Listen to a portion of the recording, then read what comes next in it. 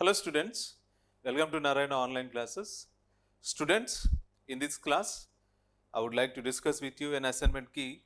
Let us see each and every question with the help of some interesting examples. Students, I am going for first question. Pistol consisted of dash parts.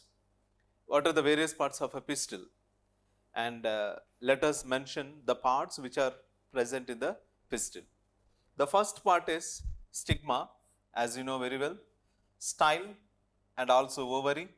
So, for this question, this one is the correct answer. All these parts are seen in the pistil. Pistil is a female reproductive part of a plant that contains the following or given parts, whatever mentioned on the board. Going to second question, students. Let us see the second question. Dash is the female reproductive part of the plant.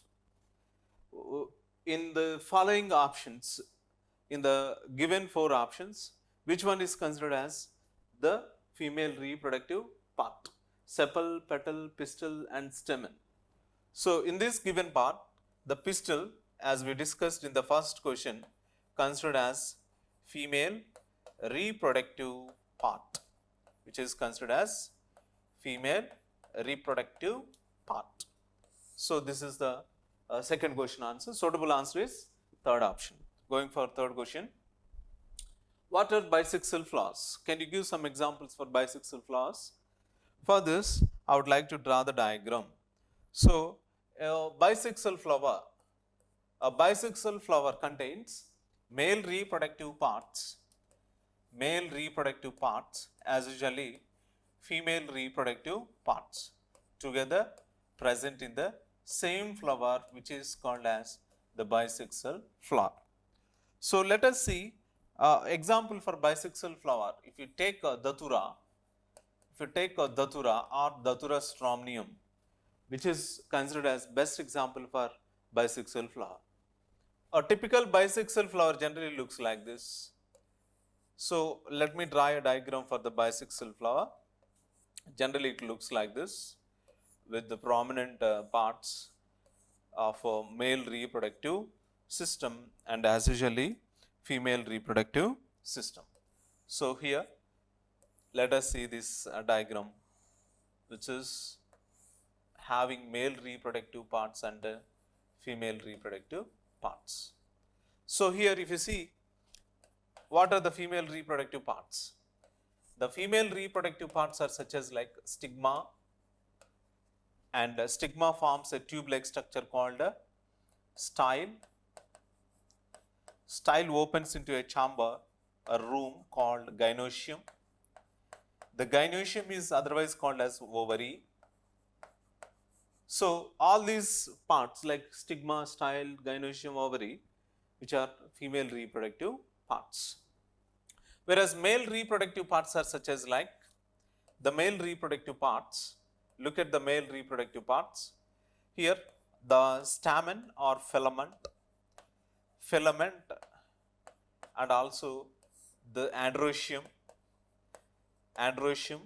which are considered as the male reproductive parts of the plant. A typical bisexual flower generally looks like this, with the prominent parts like male reproductive parts and female reproductive parts. Going for next question. The dash are developed and stored in ovary. The dash are developed and stored in ovary. Pollen grains, ovules, anther, male gametes. Always in the ovary, ovules are developed.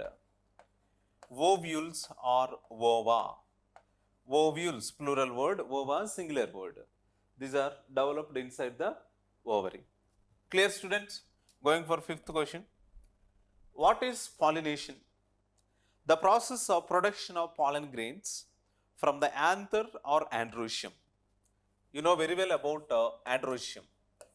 Androecium or an anther. Androecium or an anther.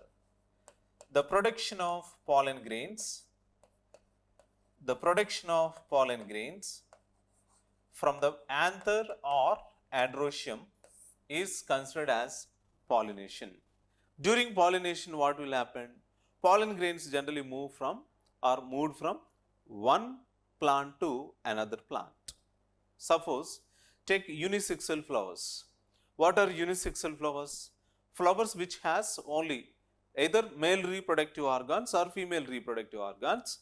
Such flowers are called as a generally unisexual flowers. In these unisexual flowers, pollen grains generally moves or transforms or transformed from one plant flower to another plant stigma. So, in this case pollen grains only moving, hence it is considered as a pollination. Pollinations are two types, as we know very well, self pollination and cross pollinations, that we are going to discuss in the next coming assignments. Going for the sixth question, let us see the sixth one. Examples of unisexual flowers. What are the examples for unisexual flowers? Papaya, watermelon, cucumber. So, the correct answer is all of the above.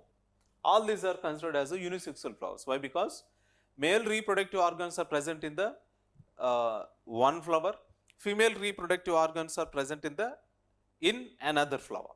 So, male sexes are separated, female sexes are separated.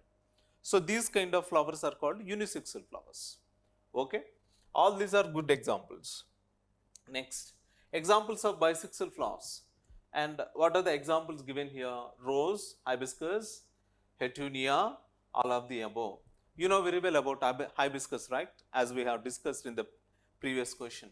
Rose plant, petunia, all these are good examples for the bisexual flowers, which contains male reproductive organs and female reproductive organs that are enclosed in the same flower. These kind of flowers are called as a bisexual flowers. Very good examples are given for bisexual flowers in this question. So, option 4 is the suitable answer. So, this is an interesting and assignment key, students. Remaining we will discuss in the next coming classes. Until be safe. Thank you. Have a nice day.